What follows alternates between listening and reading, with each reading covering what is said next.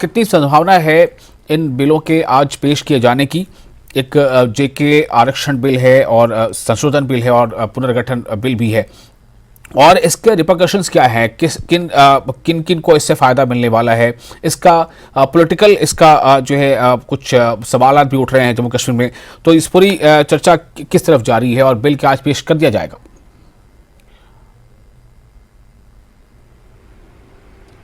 विशाल, देखिए, वाकई आज जम्मू कश्मीर के लिए बहुत ही महत्वपूर्ण और अहम दिन है।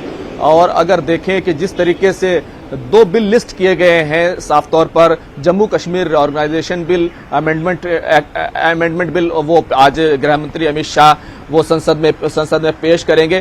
तो लेकिन साथ ही साथ मैं आपसे ये भी बताना चाहूंगा कि जिस तरीके से ये बिल लिस्ट किए गए हैं, वो आनंद फानन में लिस्ट किए गए हैं, रात में इनको लिस्ट किया गया, बिजनेस में है। लेकिन इसका जो सीधे तौर पर फायदा है वो कश्मीरी पंडितों से रिलेटेड है। हालांकि अगर देखें आप जो इसकी असरात की बात कर रहे थे, तो राजनीतिक नफा नुकसान है, इसलिए भारतीय जनता पार्टी को एक बड़ा फायदा बहरहाल हो सकता है। दूसरी तरफ एनसी ने इस पूरे मामले में इसको अपोज करने के लिए पहले भी कहा था, और आज एनसी की तरफ से, नेशनल कॉन्फ्रेंस की तरफ से नोटिस दिया गया है। और अगर मैं आपसे बताऊं कि जो एक शिक होती है 72 रूल 72, उसके तहत इसके इंट्रोडक्शन का विरोध है, सीधे तौर पर बिल का विरोध नहीं है कि जिस तरह कश्मीरी पंडितों को 2 सीटें मिलनी है, एक वीमेन होगी और एक जनरल होगी। दूसरी तरफ जो पाक कश्मीरी विस्थापित है वो उनको भी एक सीट मिलनी है और एलजी नॉमिनेट करेंगे। तो इसका सीधा विरोध नहीं है, टेक्निकली विरोध है कि यह मामला सुप्रीम कोर्ट में है। पहले ही इस एक्ट को चैलेंज किया गया है कि जम्मू कश्मीर को जिस तरीके से रिऑर्गेनाइज किया गया, 2 हिस्सों में बांट दिया गया, लद्दाख और यूटी जम्मू कश्मीर को बना दिया गया, स्टेट का दर्जा नहीं रहा। सुप्रीम कोर्ट इस मामले को देख रहा है, 2 अगस्त से सुनवाई होनी है, इस मामले per day to day hearing होनी है। तो अब ये बिल कैसे लाया जा सकता है, ये तमाम तरह के सवाल हैं। जाहिर सी बात है, नफा नुकसान सब हर राजनीतिक पार्टी देख रही है। यही वजह है कि दूसरी पार्टियों की तरफ से ये तो कहा गया, जैसे अल्ताफ बुखारी की तरफ से कहा गया कि आखिर दूसरे लोगों को रिजर्वेशन क्यों नहीं जाता। जैसे आप रिजर्वेशन की बात कर रहे थे कि 2004 का जो जम्मू कश्मीर का रिजर्वेशन एक्ट है, उसमें अमेंड किया जाएगा। और कल गृह मंत्री अमित शाह की पहाड़ी समुदाय के साथ मीटिंग होती रही, गुज्जर समुदाय के साथ मीटिंग होती रही।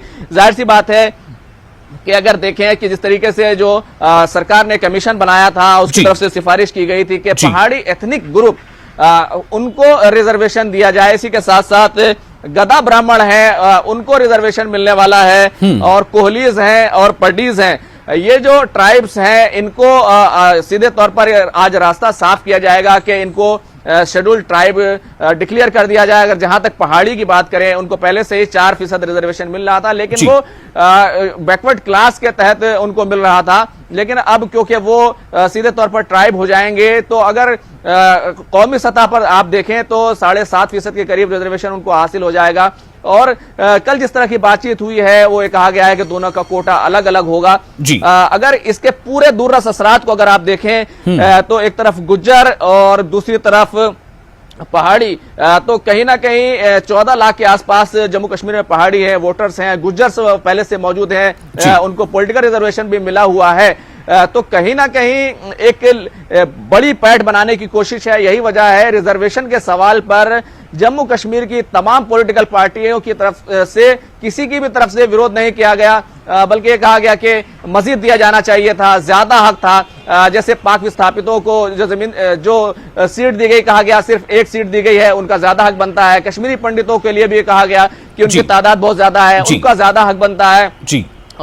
सिखों के लिए कहा गया कि उनको ज्यादा रिजर्वेशन मिलना चाहिए। तो विशाल, जिस तरीके से जम्मू कश्मीर में इंतखाबात अभी नहीं होने की जिस तरह के इम्कानात हैं, उसको लेकर के भारतीय जनता पार्टी एक बड़ी सेंध लगाती हुई दिखाई दे रही है। एक तरफ गुज्जर बकरवाल समुदाय को यह समझाने की कोशिश है कि आपका कुछ नहीं जा रहा है, आपके कोटे से कोई छेड़छाड़ नहीं है। दूसरी तरफ पहाड़ी जो एक तरीके से बड़ा इम्पैक्ट रखते हैं, एक बड़ा वोट बैंक बनकर उभर सकते हैं, उनको मिलने जा रहा है। और वो इस आजादी से ताबीर कर रहे हैं कि 1947 में जिस तरीके से आजादी मिली थी, उस तरह की आजादी है, हमारी नस्लों का जो मुस्तकबिल है वो कहीं ना कहीं महफूज होगा। ये तमाम बातें हो रही हैं।